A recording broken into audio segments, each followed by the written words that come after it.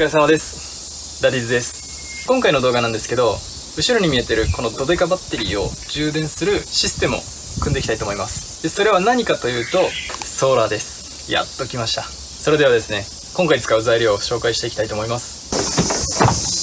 はい、こちらですね、ソーラーパネル3枚買いました。これ1枚と、後ろに2枚、3枚とあります。フレキシブルソーラーパネルなんですけど、1枚の出力が 175W になってます。3枚合わせて 525W の出力になってます。中身見ていきたいと思います。はい、中身こんな感じです。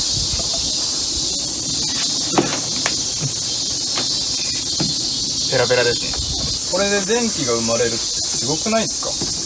で、ソーラーパネルなんですけど、2種類あって、フレームがついてるソーラーパネルと、フレキシブルソーラーパネルがあります。なんでこれにしたかというと、フレームがついてる分、高さが出たり、重くなっちゃうんですよね。なので、こちらのソーラーパネルを買いました。そしたらですね、他に使う材料を紹介していきたいと思います。こちらですね。40A の MPPT チャージコントローラーです。ソーラー充電器ですね。バッテリーに合わせて充電してくれる機械です。中身見ていきたいと思います。説明書とシール入ってました。あとリモート温度センサーっていうのが入ってます。あと取り付け用の金具と本体です。めちゃくちゃかっこよくないですか？で、僕が買ったこの 40A の充電器なんですけど、ソーラーからもらう最大出力が 520W までなんですよね。で、僕が買ったソーラーパネル合計で 525W なんですよ。 40A でいけるのかなと思って買ったらちょっと足りなかったですね。なのでこういう充電器を買うときにソーラーの出力ですね、合わせて選んでいった方がいいですね。はい、あとソーラーパネルをですね固定する強力両面テープと床職人、あとコーキングですね。で、ソーラーパネルなんですけど、どうやってつなげていくかというと、並列につないでいきたいと思います。その時に使うのがコネクターですね。こっちが普通のコネクター、こっちが並列用につなぐコネクターです。あとですね、こういうのを使っていきたいと思います。で、これはソーラー用ではないんですけど、これを屋根につけて配線をトラックの中に入れるように使いたいと思います。あとメーカーさんに聞いたんですけど、ソーラーと充電器どっちも逆流防止ダイオードがついてるみたいなんで、後からつけなくても大丈夫みたいです。はい、そしたら今回もですね、図で説明していきたいと思います。今回やる部分はここですね。ソーラーを並列につないで、それを充電器に通していきます。この充電器を今回はバッテリーにつなぎたいと思います。ここのリレーの部分はまた後ほど動画でアップさせていただくので、よかったらまた覗きに来てください。そしたら屋根に登ってソーラーをつけていきたいと思います。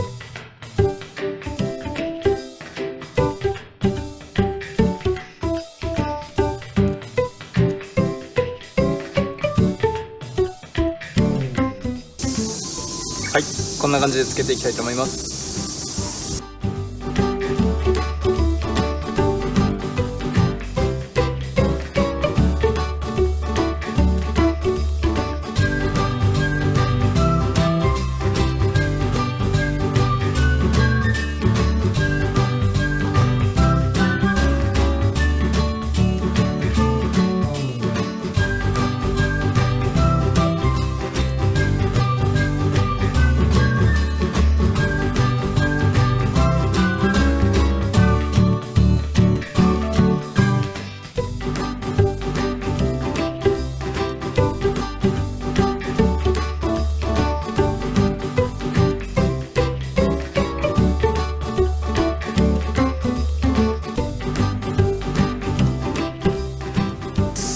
そしたらですね、こういう穴だったり隙間があるので、これをコーキングで埋めていきたいと思います。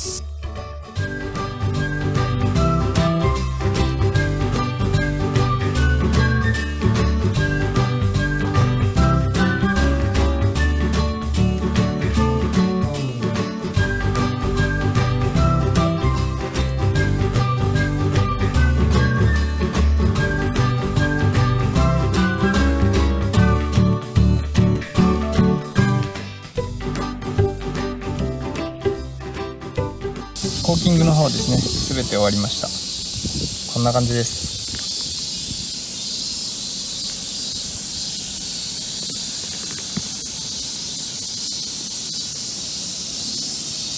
そしたらですね、配線やっていきたいと思います。今回使うのが延長ケーブルとコネクターとこちらです。最後のこれなんですけど、こうなってます。でこれにゴムのシートを使ってパッキンみたいな感じで使おうと思ってます。はい、コネクターなんですけど2種類あって、こっちがマイナス、プラスをマイナスに差し込む感じになってます。こんな感じです。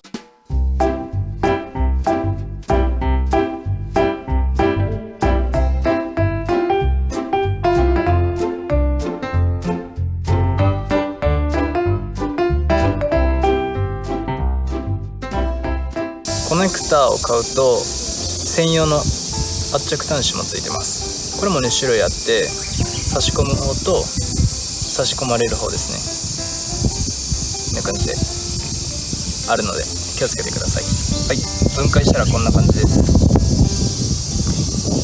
でこちらを閉めるときに専用の工具があるので、これを使って閉めていきたいと思います。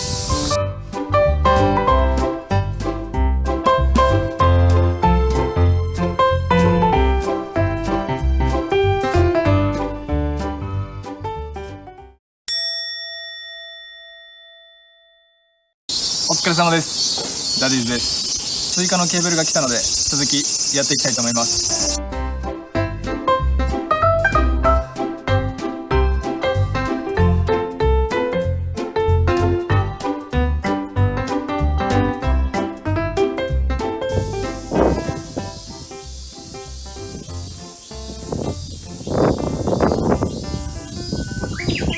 それではですね、こちら使っていきたいと思います。これの下準備としては、これに合わせてゴムシートを切っていきます。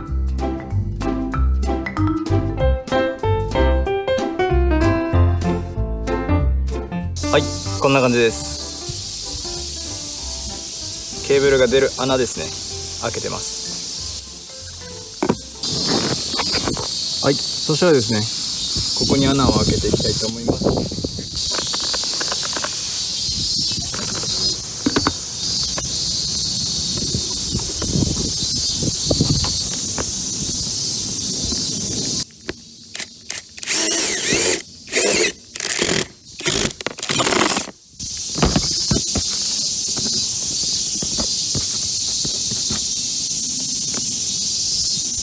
はい、穴が開きました。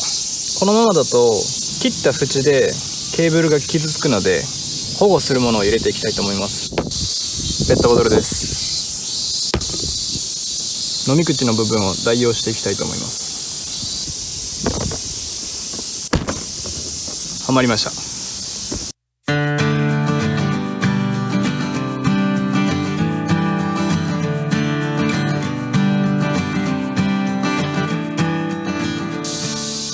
はい、できました。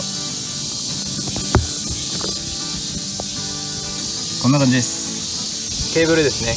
このままだと雨風に打たれてどうしてもやっぱ劣化してしまうので、それを少しでも防ぐためにこれを使いたいと思います。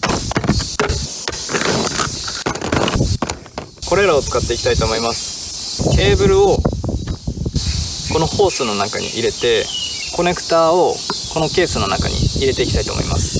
ケースとホースをつなぐのがこちらですね。ここにつけて、ここにホースを通していきます。できます。でホースのサイズなんですけど、22のものを買いました。このコネクターですね、ちょうど入るサイズです。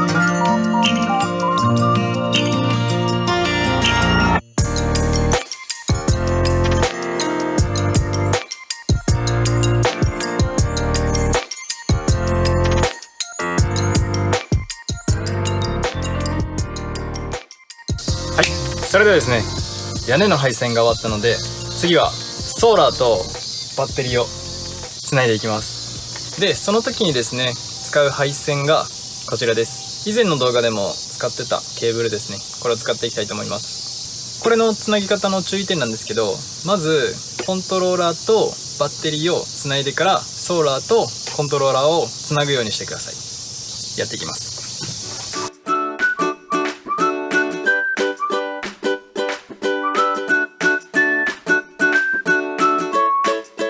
そしたらですね、次チャージコントローラーですね。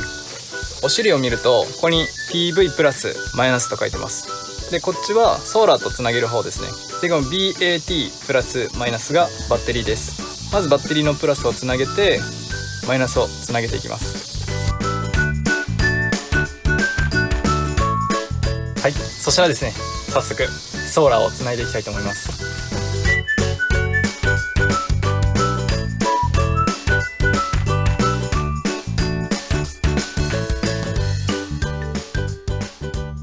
そしたらですね、このチャージコントローラーの設定方法なんですけど、まず上と下のボタンどちらかを押していただくと、まずソーラーパネルですね。ソーラーパネルで充電電流で、このバッテリーのメニューになったら右のボタンを長押しします。そしたらこの右下ですね、点滅するので、ここで今自分が使ってるバッテリーを設定していきます。 LI に合わせます。でまた右ボタンですね、左下に12V または 24V って出るんですけど、バッテリーに合わせて設定します。で僕が使っているのは 12V なので 12V に設定して右ですね、長押しします。するとこちらですね、 12V の LI になってます。今ですね、ここにエラーの表示がついてます。下を押すと E1 って書いてます。バッテリーが過放電状態だよっていうのを表してます。今バッテリーの中に内蔵されてる保護回路ですね、放電しすぎてるよって言って今システムを遮断してます。チャージコントローラーのすごいところなんですけど、このローバーシリーズですね、バッテリーに低電流を流して充電してくれます。でバッテリーが正常に戻ったら充電を開始してくれます。はい、説明書を見るとこのバッテリーの過放電保護システムですね、電圧が10から 10.8 になってます。なのでこれが正常に戻るまで一旦待ちたいと思います。はい、バッテリーがですね正常に戻りました。よかった。最初壊れたか思いました。これで今ですね、バッテリーの電圧が 12.7V まで戻りましたね。でソーラーからの電圧が 17.4V、 充電電流が 16.7A ですね。バッテリーの目安容量が 81%で、これですね、バッテリーの電圧が 12.7V となってますね。ほんまによかった。動かんかったらどうしようか思いましたね。チャージコントローラーの配線なんですけど、このバッテリーのマイナスですね、これをシャントにつなげることによってモニターに反映することができます。こちらを見ていただくとチャージですね、そしてここマイナス 14A、 これ分充電してるよっていうことです。お疲れ様です。今回も最後まで見ていただきありがとうございます。